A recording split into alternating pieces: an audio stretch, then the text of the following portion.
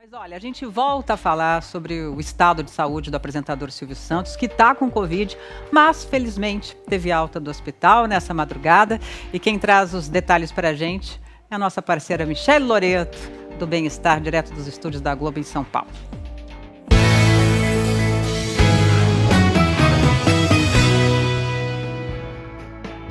Oi, Mia, tem novidades aí? O que você conta pra gente? Boa notícia, né? Boa notícia. Silvio Santos recebeu alta essa madrugada, né, do Hospital Albert Einstein, na Zona Sul de São Paulo. O SBT, que é a emissora do Silvio Santos, informou que o apresentador está bem e vai se manter em isolamento em um local não informado. Ontem, a própria filha de Silvio, a Silvia Abravanel, divulgou pelas redes sociais que o pai foi diagnosticado com Covid-19. E segundo a família, como Silvio tem 90 anos, os médicos decidiram interná-lo para que ele fosse acompanhado de perto e fizesse exames. Silvio Santos tomou a segunda dose da vacina contra a Covid em março. E a gente fica aqui, Silvio Santos, torcendo, viu, para que você se recupere logo. Pois é, gente, e a gente sabe, né, que todas as vacinas reduzem, sim, por favor, as vacinas reduzem, todas elas, o risco de infecção, hospitalização e morte, principalmente depois da segunda dose. Mas nenhuma vacina no mundo, de nenhum tipo, oferece 100% de proteção. Essa semana, o ator Tarcísio Meira morreu de Covid, mesmo depois de ter tomado as 2 doses da vacina. A notícia deu argumento aí para algumas pessoas voltarem a falar que a vacina não adianta nada, que a vacina não protege. Mas, é muito importante a gente combater essas mensagens falsas, mentirosas. É por isso que eu estou aqui com a nossa parceira, doutora Thelma Assis, e também... Tudo bem, Thelma? Tudo bem, bom dia. E também aqui com o infectologista, doutor Alexandre Naime, da Unesp, Universidade Estadual Paulista. Bom dia também. Olha só, as vacinas, né, estão salvando muitas vidas, mas às vezes a gente perde a batalha, como foi o caso do nosso querido Tarcísio Meira. Ele e a Glória Menezes completaram a vacinação com as 2 doses em março. Na semana passada, apresentaram os primeiros sintomas da Covid, foram internados. Glória tem 86 anos, ainda está no hospital, mas teve um quadro mais leve. Já o Tarcísio, que tinha 85 anos, enfisema pulmonar e problemas renais, ele teve que ser entubado e acabou falecendo. Doutor Alexandre, eu começo pelo senhor. Eu queria saber o seguinte, tem algum grupo que corre mais risco mesmo depois que está totalmente imunizado? Bom dia. Bom dia, Michele. Bom dia, Thelma. Bom dia a todo mundo que está ligado lá de casa. Sim, nós temos alguns grupos que a ciência está descobrindo neste momento, né? A ciência da pandemia está sendo feita em tempo real. É como trocar um pneu com o carro andando. Então, alguns grupos, como pessoas que têm algum tipo de comprometimento do sistema imune, e aí a gente lembra das pessoas com mais de 70, principalmente mais que 80 anos, pessoas que têm comorbidades, pessoas que têm doenças crônicas ou que receberam órgãos transplantados de órgãos sólidos, são pessoas em que as vacinas têm mais dificuldade de oferecer proteção contra as formas graves. Então, o caso do nosso querido ator Tarcísio Meira é a exceção que comprova a regra. Infelizmente, em cerca de 3 a 5% dos casos, mesmo completamente vacinados, as pessoas podem desenvolver formas graves e a óbito. Mas a imensa maioria das pessoas completamente vacinadas vai estar protegida contra essas formas graves. Pois é, doutor Alexandre. Inclusive, a gente tem uns números aqui, né, doutora Thelma, que comprovam isso. Pode mostrar pra gente? Vamos visualizar isso através dos números, Michele. Olha só, entre maio e julho de 2021, gente, nós tivemos um número de mortes por Covid nas pessoas que tomaram as 2 doses da vacina em torno de 8,5%. Então, é um número relativamente baixo. Sim.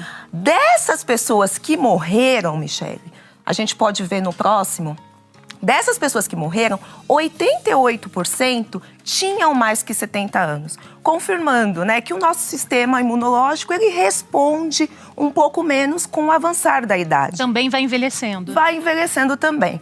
E dessas pessoas, 85% tinham alguma comorbidade, como o doutor falou, aumenta o risco quando a gente tem aí algumas doenças associadas.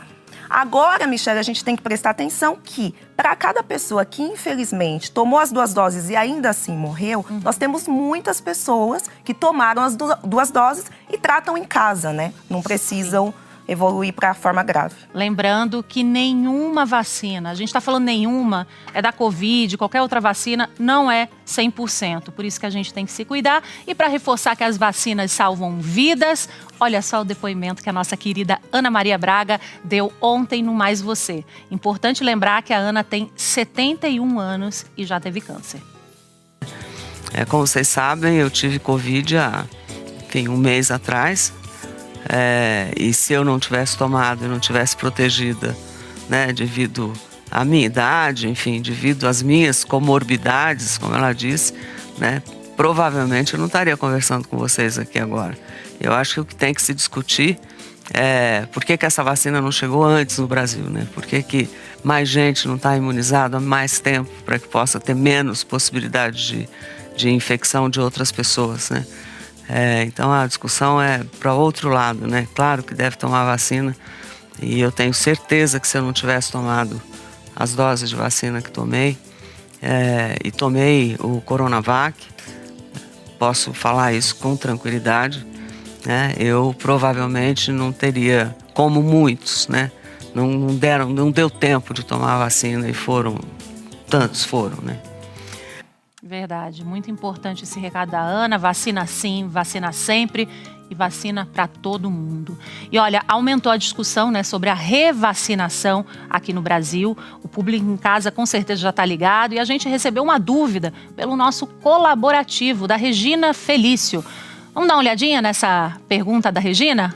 Ela está perguntando o seguinte: já tomei as 2 doses da vacina e gostaria de saber se eu preciso tomar a terceira. Boa pergunta. Doutor Alexandre, os Estados Unidos já autorizaram aí a terceira dose para pessoas com baixa imunidade. Aqui no Brasil, deve começar na segunda-feira um estudo, né? Que é para avaliar a necessidade dessa terceira dose por aqui. O que a gente já sabe sobre isso? Vai ter revacinação aqui no Brasil? A discussão sobre a terceira dose está cada vez mais intensa dentro da ciência. O Ministério da Saúde, em parceria com algumas universidades, já iniciou alguns estudos de revacinação justamente nessas populações que têm mais risco, como a gente falou, acima de 70, acima de 80 anos, ou pessoas com problemas de imunidade. Os Estados Unidos, como vocês mostraram, já autorizaram a realização da terceira dose, lembrando que terceira dose é diferente de reforço. Terceira dose é uma complementação do primeiro esquema para aquelas pessoas mais vulneráveis, enquanto que reforço ou booster vai ser uma coisa que talvez seja necessária para a população em geral, quando completar o efeito do tempo da vacina para a população em geral. Ou seja, essa discussão de terceira dose para as populações mais vulneráveis está acontecendo e provavelmente nos próximos meses a gente vai ter uma definição para o Brasil também. Israel também está dando essa terceira dose. Importante, como o doutor Alexandre falou, que a gente está trocando o pneu com o carro andando, né? E a terceira dose é importante também por causa do avanço da variante Delta em todo o país. 14 estados e também o Distrito Federal confirmaram casos. No Rio de Janeiro já tem aumentado, né, as hospitalizações em todas as faixas etárias. Os leitos de Covid, inclusive, foram reabertos. Doutor Alexandre, o que preocupa na variante Delta é o alto poder de transmissão, de passar de uma pessoa para outra. Como a gente pode ver aqui no telão, explica pra gente. Então, a variante Delta é uma variante que tem o poder de transmissão parecido com doenças que são as mais contagiosas, como, por exemplo, o sarampo. A variante Delta é muito mais transmissível, por exemplo, que a variante Gama, antigamente conhecida como P1, a variante da Covid brasileira, ou mesmo o vírus original. Ou seja, nós temos que nos preocupar ainda mais com as medidas de prevenção, o uso de máscara e distanciamento social, porque em muitas cidades, principalmente no Rio de Janeiro e outras capitais, a variante Delta já está se tornando a variante predominante. Doutora Thelma, é verdade que a variante Delta ela é altamente transmissível, inclusive em ambientes abertos? Infelizmente é verdade, gente. A gente tem que tomar cuidado com os ambientes abertos, mesmo ventilados. E não precisa ter muita aglomeração, viu, Michele? Às vezes, com um pequeno número de pessoas, infelizmente, já é possível se contaminar. O que a gente tem que fazer para se proteger, então, gente? Usar máscaras. De preferência, a PFF2 ou a N95. Muito bem. E evitar aglomerar, lavar as mãos, tudo que a gente já aprendeu há mais de um ano. E além de ser muito mais transmissível, os sintomas da Covid causados pela variante Delta são diferentes, como a gente vai ver aqui no telão. O doutor Alexandre vai ajudar a gente aqui. As pessoas podem acabar desprezando, né, os sintomas, já que eles são parecidos com uma gripe ou um resfriado, né, doutor? Exatamente. Essa pesquisa foi feita pela London College, foi feito com um grupo de jovens que estavam infectados pela variante Delta. A variante Delta tem menos febre, costuma dar um quadro muito mais parecido com um resfriado comum, tosse leve, dor de garganta, mal-estar leve. Não é aquela Covid que a gente conhecia do ano passado, que dava sintomas mais intensos. Portanto, não se pode desprezar os sintomas, mesmo que sejam leves, mesmo que você ache que seja uma alergia, uma rinite, deve procurar imediatamente o acompanhamento médico para que seja feito uma avaliação e a testagem no momento correto. Doutora Thelma, é importante principalmente porque a gente está no inverno, né? Então é uma época que dá muita alergia, rinite, o pessoal pode confundir. O doutor Alexandre já estava falando, mas o teste realmente da Covid é importante fazer? Ele também pega a variante Delta? Nesse momento é extremamente importante, então, ao menor sinal de sintoma, procure o serviço médico, realize o teste e se proteja. Procure se isolar em casa, procure usar máscara com seus familiares, principalmente se tiver um idoso dentro de casa, para a gente poder conter cada vez mais a transmissão dessa variante que tem essa taxa tão elevada de transmissão. Com certeza. Doutora Alexandre, muito obrigada pela sua participação. Doutora Thelma, estava com saudade, viu? Um cheiro. Até semana que vem. Até semana que vem.